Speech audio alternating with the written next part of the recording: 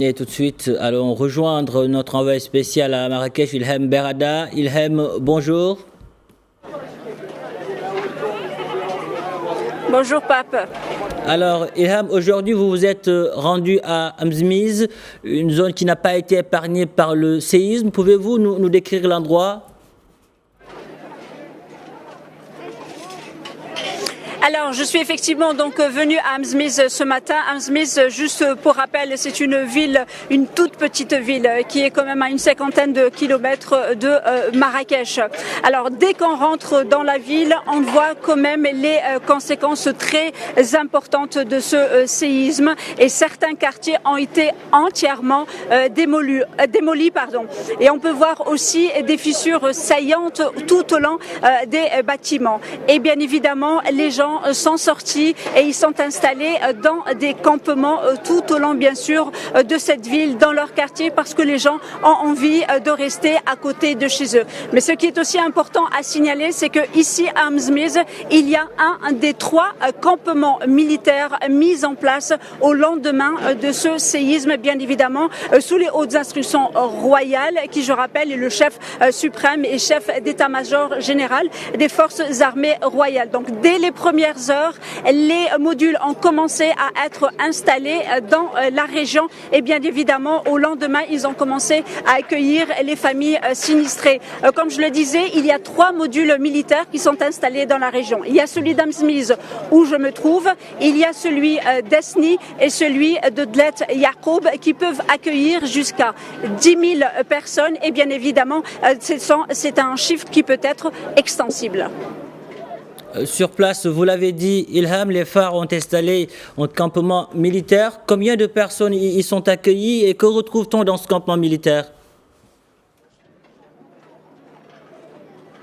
Alors, dans ce campement militaire d'Amzmiz, là où j'en ai en ce moment, avec donc Hayat Ziani, on a pu voir toutes les installations qui sont mises à la disposition des sinistrés. Il faut savoir que les gens qui sont installés ici dans ces tentes, ce sont des personnes qui ont perdu leur maison. Ils n'ont plus où aller. Donc la tente aujourd'hui, pour eux, c'est leur lieu de vie. Ils se réveillent, ils sont en famille, ils sont avec les voisins, ils se connaissent tous entre eux. Au total, il y a 200 tentes qui ont été mises en place, qui accueillent jusqu'à l'instant T où je vous parle près de 2000 personnes. En plus des tentes, il y a en ce moment à côté, comme vous pouvez peut-être l'entendre, il y a le réfectoire. Les gens sont en train de déjeuner. Ils sont pris en charge à 100% par ce campement militaire. Ils sont nourris et logés. Et d'ailleurs, une cuisine est installée ici, une cuisine qui peut fabriquer jusqu'à 36 000 pains par jour et des cuisines qui peuvent aussi donc donner et offrir plus de 16 000 repas. Il faut savoir que les forces armées royales sont formées pour ça. Ils ont justement cette facilité et cette rapidité pour répondre dans l'urgence au secours des gens, parce que ici les gens sont très touchés. Nous avons eu l'occasion de parler à des gens. Une dame ici est blessée, malade, parce que toute la maison lui est tombée dessus. Heureusement, fort heureusement, c'est vrai qu'elle est blessée, mais elle est toujours en vie. Ses enfants sont en vie, sa famille sont en vie. Les témoignages sont un peu douloureux ici parce que c'est des gens qui ont perdu tout ce qu'ils avaient. Donc ils sont là, ils sont en famille, ils sont ici dans ce camp. Ils sont pris en charge aussi par, bien sûr, les assistantes sociales qui sont ici mises en place pour les accueillir, mais également des médecins pour les soigner.